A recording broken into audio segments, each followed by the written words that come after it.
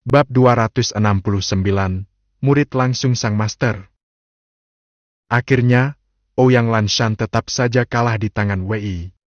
Meski dia memiliki Ice Soul Physique yang langka dan luar biasa kemampuan tubuh spesial yang dapat meningkatkan kekuatannya secara drastis, sekaligus memperlambat kecepatan gerakan lawan seperti Wei, tetapi jika dibandingkan dari segi kekuatan keseluruhan, dia tetap berada jauh di bawah Wei. Apalagi ketika Wei memanggil keluar wuhunnya, yaitu ular berkepala dua dari zaman kuno. Dengan kekuatan warisan kuno yang menyatu dalam tubuhnya, kekuatan tempurnya meledak dahsyat. Dari titik itu, Ouyang Lanshan sama sekali tidak punya peluang untuk membalikan keadaan. Meski hatinya penuh penyesalan dan tidak rela, kenyataannya dia hanya mampu memperpanjang pertarungan hingga puluhan jurus saja, sebelum akhirnya tetap saja terdesak mundur dari arena oleh Wei. Wasit pun segera mengumumkan akhir pertandingan. Dia kalah. Setelah turun dari arena, Ouyang Lanshan tidak mengatakan apapun. Wajahnya pucat, hanya dia menatap Wei dengan sorot mata dalam dan penuh makna, lalu membalikan badan dan pergi. Wei bisa melihat dengan jelas betapa terpukulnya dia. Namun, dia tidak menunjukkan niat untuk mendekatinya dan menghiburnya. Bagaimanapun juga, Ouyang Lanshan bukanlah Li Miaofu, juga bukan Shen Lingge. Mereka hanya sempat bekerja sama sebentar di Kota Naga Hitam, tidak lebih dari sekadar kenalan akrab. Tidak ada hubungan mendalam, tidak ada ikatan istimewa. Wei bukan pria berhati batu, tapi dia juga bukan tipe yang mudah jatuh iba hanya karena wajah cantik. Pertandingan terus berlangsung tanpa henti. Puluhan arena hampir tidak pernah kosong. Waktu istirahat antar setiap ronde hanya sekitar setengah jam. Bagi para kultivator tingkat tinggi, ini bukanlah masalah besar. Selama tidak bertarung terlalu ekstrim, energi mereka tidak akan terlalu terkuras. Namun, bagi peserta yang kekuatannya masih dangkal, satu-satunya cara agar bisa pulih dalam waktu singkat hanyalah dengan mengandalkan pil pemulih. Tanpa terasa, waktu pun beranjak menuju sore menjelang malam. Setelah melawan Ouyang Lanshan, Wei masih melanjutkan beberapa pertandingan berikutnya. Hasilnya, semuanya dimenangkan dengan mudah, tanpa tekanan berarti. Kemenangan beruntun itu makin memperkuat posisinya di puncak klasemen grup 4. Jika tidak ada kejutan besar, besok dia hampir pasti akan lolos ke babak berikutnya sebagai juara grup. Memanfaatkan waktu senggang, Wei pun menyempatkan diri mengamati perkembangan 3 grup lainnya.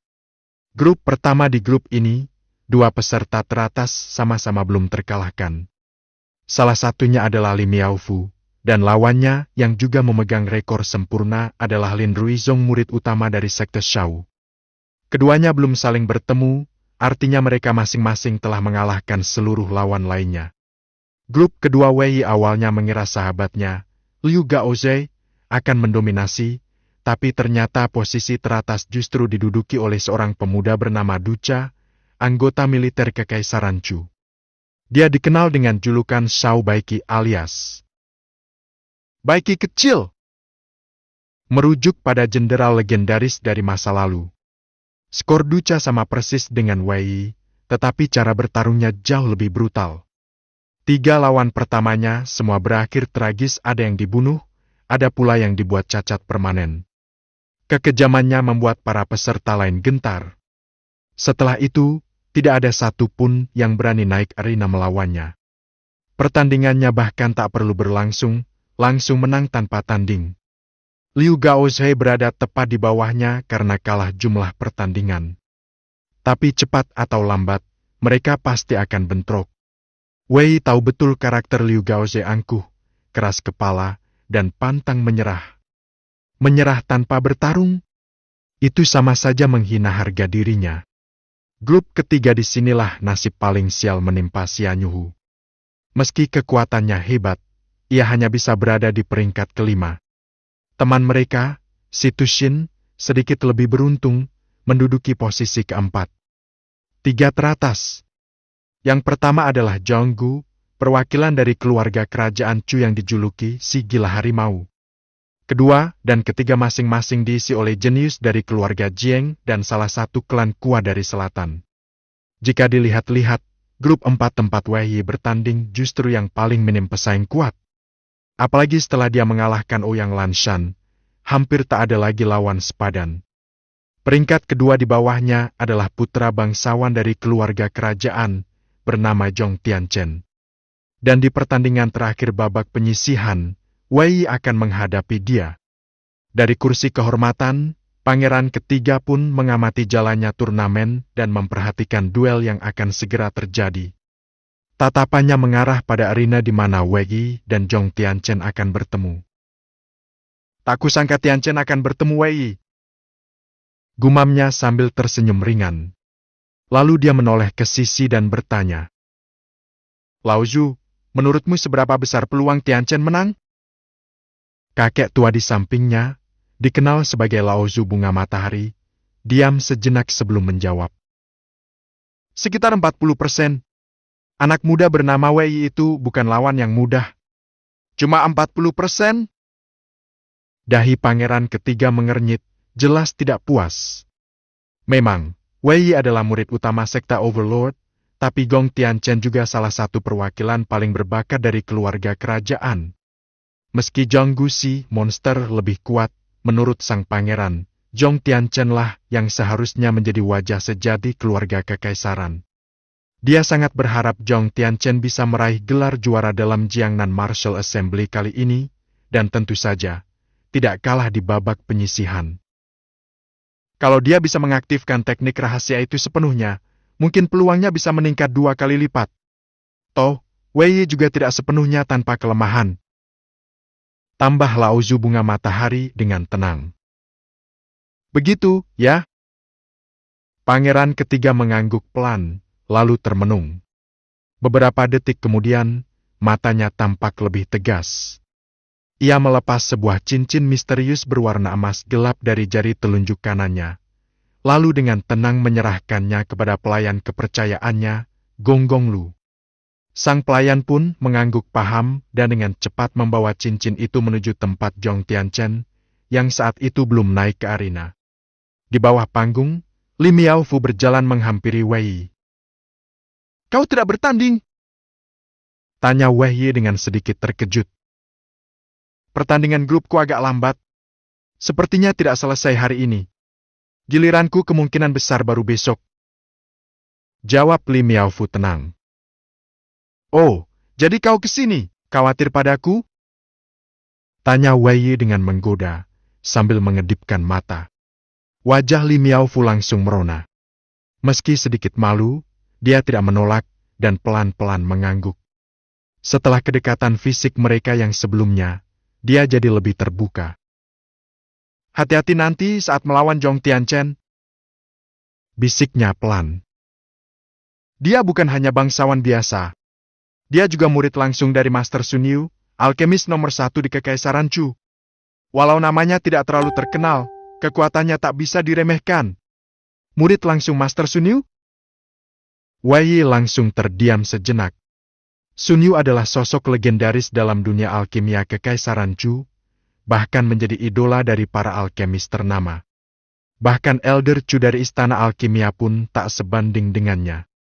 Wei Yi tak menyangka, ternyata Zhong Tianchen punya latar belakang sekuat itu. Awalnya kukira dia cuma bangsawan biasa, ternyata diam-diam menyembunyikan taring. Ini benar-benar siasat serigala dalam kulit domba ya. Gumam Wei Yi sambil melirik ke arah pemuda yang wajahnya tampak polos dan biasa saja. Tepat saat itu, suara wasit menggema di seluruh lapangan. Arena nomor 8. Pertarungan antara peserta kode A11 dan peserta kode C28, silakan naik ke atas arena. Seketika itu juga, ribuan pasang mata serentak tertuju ke arah arena yang dimaksud. Pertandingan paling dinanti baru saja dimulai. Bab 270, Kelemahan Wei Yi. Hati-hati, ya. Suara wasit yang lantang memecah keheningan sejenak di arena. Di tepi panggung, Li Miaofu menoleh, menatap ke arah Wei Yi dengan tatapan lembut. Ia kembali mengingatkannya dengan suara pelan, seolah angin musim semi yang hangat. Tenang saja. Wei Yi tersenyum percaya diri, bahunya terangkat santai. Aku masih berniat memberikan hadiah juara ini untukmu, Lo. Di babak penyisihan ini, aku sama sekali nggak ada rencana buat kalah. Li Miaofu menyipitkan mata, senyum nakal menghiasi wajah cantiknya. Kalau begitu, aku saja yang jadi juara, hadiahnya tetap bisa aku kasih ke kamu, kan? Katanya licik. Kalau nanti kita ketemu di final, kali ini aku kasih menang ke kamu deh. Toh siapapun dari kita yang jadi juara, gak akan berpengaruh apa-apa buat sekte kita. Wei Yi berkata sambil berkedip genit, lalu berbalik dan melangkah santai menuju ring nomor 8. Li Miaofu hanya bisa menatap punggung tegapnya yang perlahan menjauh. Entah kenapa, di wajahnya yang manis tersungging senyum tipis yang begitu tulus. Lirih ia berbisik sendiri. Kalau nanti beneran kita bertemu di final, aku lebih rela kalah deh, karena kamu satu-satunya orang yang bisa membuatku dengan sukarela mengaku kalah. Di sisi lain panggung, di antara deretan kursi kehormatan, terlihat sosok tua berpakaian mewah. Yunechlu berdiri sejajar dengan seorang pemuda gagah bernama Zhong Tianchen. Namun, sesuatu yang mencolok terlihat. Cincin berwarna emas gelap yang sebelumnya ada di tangan Yunechlu kini telah melingkar di jari telunjuk kanan Zhong Tianchen. Ia memainkannya pelan, jemarinya mengelus bagian permukaan cincin itu seakan sedang membelai pusaka langka. Meski biasanya tenang dan berhati dingin, saat ini kilatan antusias tak bisa disembunyikan dari matanya. Orang-orang mungkin tak tahu apa makna cincin itu, namun Zhong Tianchen sangat paham. Itu adalah harta pelindung yang diberikan langsung oleh Kaisar kepada Pangeran ketiga, salah satu pusaka penyelamat nyawa yang paling berharga. Dalam turnamen biasa saja cincin ini sudah keterlaluan kuatnya, apalagi jika digunakan dalam duel antara para ahli tingkat Raja Marshall. Bisa dibilang, satu cincin ini saja mampu membalikkan keadaan secara total. Dengan cincin dari Pangeran ketiga ini, peluangku menang lebih dari 90%. Zhong Tianchen berbicara datar, namun mantap, menoleh ke arah Yunechlu dengan mata yang tenang. Sebagai orang kepercayaan utama Pangeran ketiga, Yunechlu mengenal betul karakter Tianchen. Ia bukan tipe yang suka bicara besar. Kalau dia bilang 90%, itu berarti nyaris pasti menang. Saya percaya pada kemampuan tuan muda. Puji Yunechlu sambil tersenyum. Lalu matanya bergerak ke arah panggung, tepat pada sosok Wei Yi di kejauhan. Dalam sorot matanya terpendam rasa benci yang tak bisa ditutupi. Tapi saat membayangkan bagaimana nanti Wei Yi dipermalukan di depan umum oleh Tianchen, senyum sinis perlahan muncul di wajahnya. Kalau kamu bahkan gagal lolos dari babak penyisihan, posisi barumu sebagai murid utama sekta Overlord itu bisa jadi masalah besar. Ya, Wei Yi.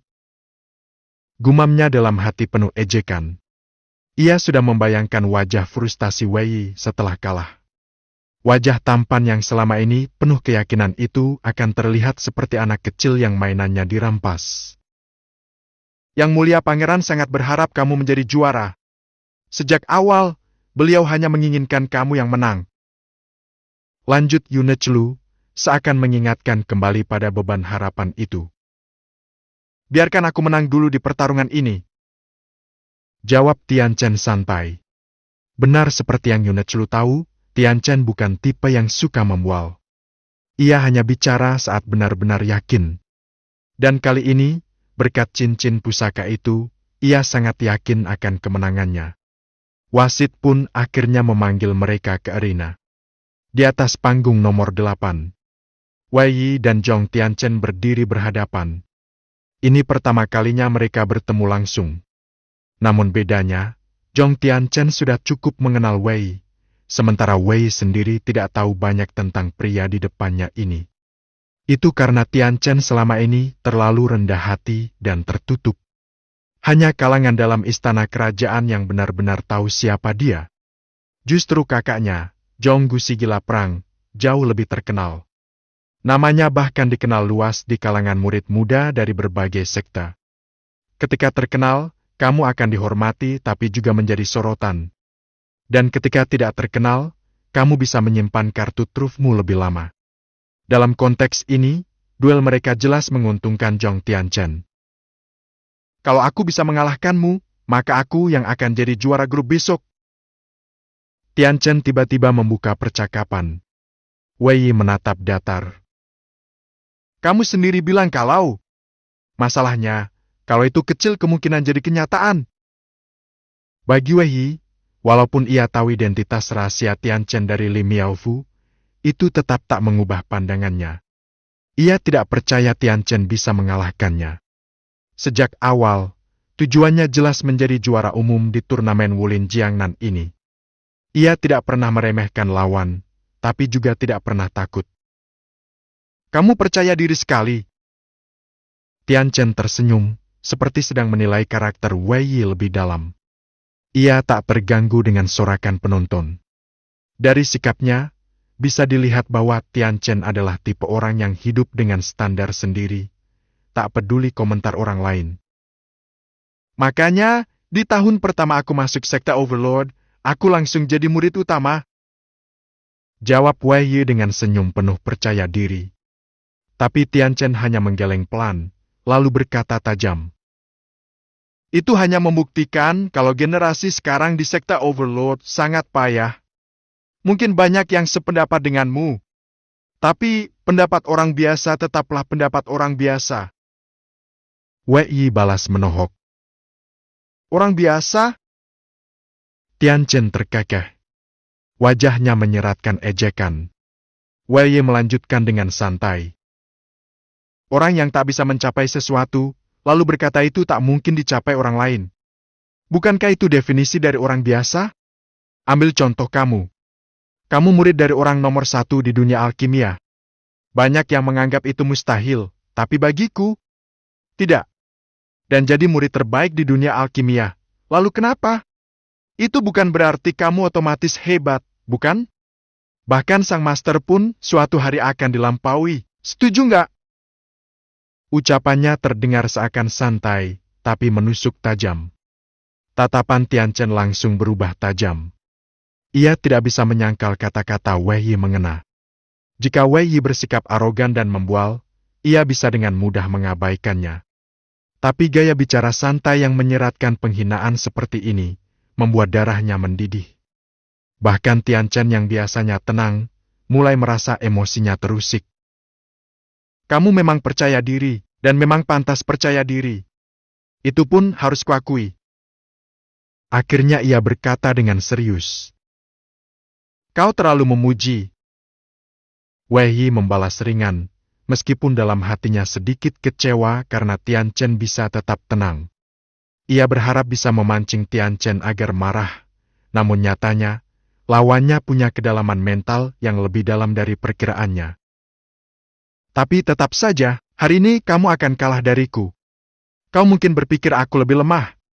Dan secara keseluruhan, memang begitu. Tapi lalu kenapa? Orang lain mungkin tidak tahu, tapi aku tahu dengan sangat jelas. Tianchen berhenti sejenak, lalu wajahnya berubah dingin. Aku tahu di mana kelemahanmu, Wei Yi. Mata Wei Yi langsung menyipit. Dan saat Tianchen mengangkat tangan kanannya, menekankan jari ke dahinya, sebuah kekuatan yang sangat mengerikan mendadak menyembur dari kepalanya. Aura yang terpancar begitu mengerikan dan ganas. Wei Yi tak bisa menyembunyikan keterkejutannya. Tatapannya berubah. Dan untuk pertama kalinya sejak lama, ekspresinya pun ikut berubah drastis. Bab 271, Ilmu Rahasia Jiwa. Apakah Wei Yi memiliki kelemahan? Di mata kebanyakan orang, jawabannya jelas, tidak. Setidaknya untuk tingkat kultivasi di ranah Wuling Roh Pejuang, tidak ada satupun kelemahan mencolok yang bisa ditemukan dari dirinya. Bahkan sebaliknya, kekuatannya di segala aspek bisa dibilang menakutkan. Dalam serangan jarak jauh, Wei Yi menguasai beberapa jurus pedang tingkat tinggi. Ia bahkan telah memahami 2 jenis entant pedang sebuah tingkat penguasaan yang membuatnya mampu menebas musuh sekelas Wuling hanya dengan 1 tebasan. Sekali bergerak dengan serius, ia bisa menyelesaikan pertarungan dalam sekejap mata. Dalam pertempuran jarak dekat, ia memiliki jurus pukulan bertingkat menengah, tinju naga gajah Prajna di level ke-27. Duelnya melawan Ouyang Lanshan menjadi saksi kekuatan teknik ini mematikan, menggetarkan, dan tak terhentikan. Dalam hal pertahanan, tubuhnya telah ditempa dengan Vajra Teknik hingga mencapai level keempat dalam tahap sempurna. Ditambah lagi dengan tubuhnya yang diperkuat melalui darah iblis kuno, kekuatan fisiknya bisa menyamai para kultivator tipe pertahanan murni. Soal kecepatan dan pergerakan, ia menguasai 18 teknik bayangan elang hingga level 29 hanya selangkah lagi mencapai level tertinggi. Teknik ini adalah senjata andalannya dalam menghindari serangan dan menembus pertahanan lawan. Bukan hanya itu, Wei juga telah membangkitkan roh pejuang kuno berupa ular bermata dua makhluk legendaris yang memungkinkannya mengendalikan dua jenis api asing yang sangat kuat. Kultivasinya pun telah mencapai tingkat 9 ranah Wuling, mendekati ranah Wuwang. Dengan semua ini, siapa yang bisa mengatakan bahwa ia punya kelemahan? Karena itulah para musuhnya selalu gagal menekannya. Keluarga Long hanya bisa menyaksikan dari kejauhan saat ia terus tumbuh semakin kuat. Bahkan keluarga Yuan pun memilih berdamai, memberinya segel jiwa sebagai tanda ikatan. Namun hanya Wei sendiri yang tahu dirinya bukan tanpa kelemahan. Hanya saja, belum ada orang lain yang berhasil menemukannya. Faktanya, kelemahannya sudah terungkap dalam turnamen sekte sebelumnya. Saat melawan Yao Lingshan, ia nyaris kalah karena terjebak dalam ilmu rahasia jiwa milik gadis itu. Ia hampir terpeleset dalam gelombang ilusi yang mengacaukan pikirannya. Ya, kelemahan Wei adalah jiwa dan kesadarannya. Kalau soal kekuatan jiwa, Wei tidak bisa dibilang lemah. Ia adalah seorang alkemis tingkat 5, dan sebagai alkemis, kekuatan mentalnya tentu jauh di atas rata-rata kultivator selevel. Namun memiliki kekuatan mental bukan berarti tahu cara menggunakannya. Dan Wei adalah contoh sempurna dari orang yang punya kekuatan mental kuat, tapi tidak tahu bagaimana memanfaatkannya. Menghadapi serangan berbasis jiwa, ia benar-benar tak tahu cara bertahan atau melawan. Ia tidak pernah belajar, tidak pernah berlatih di bidang ini. Dan saat ini, apa yang digunakan oleh Zhong Tianchen justru adalah ilmu rahasia berbasis jiwa. Sial! Ekspresi Wei langsung berubah drastis. Ia bisa memastikan bahwa Zhong Tianchen telah mempelajarinya dengan sangat teliti. Musuh ini jelas tahu di mana titik lemahnya. Kalau lawannya hanya seorang kultivator biasa, mungkin ia tidak akan terlalu khawatir. Seberapa kuat pun teknik jiwa yang digunakan, kalau pengguna kekuatan mentalnya lemah, efeknya tidak akan terlalu mematikan seperti Yao Lingshan waktu itu. Dengan tubuh kuat dan tekad baja, ia masih bisa menahan efek ilusi tersebut. Namun Zhong Tianchen bukanlah lawan biasa. Sebagai murid langsung Grandmaster Sun Yu, Zhong Tianchen kemungkinan besar juga seorang alkemis tingkat 4 atau bahkan 5. Artinya, kekuatan jiwanya setara atau lebih tinggi dari Wei sendiri. Dan jika ia menggabungkan kekuatan itu dengan teknik rahasia jiwa tingkat tinggi, maka serangan itu jelas tidak bisa hanya diandalkan dengan kekuatan fisik untuk menahannya. Berhenti sekarang juga! Wei mengaum marah. Tanpa berpikir panjang, ia langsung mencabut pedangnya. Kecepatannya diaktifkan penuh. Dalam sekejap mata, tubuhnya telah muncul di hadapan Zhong Tianchen. Pedang di tangannya menebas bagaikan kilat, menyapu ke bawah dengan kekuatan mematikan.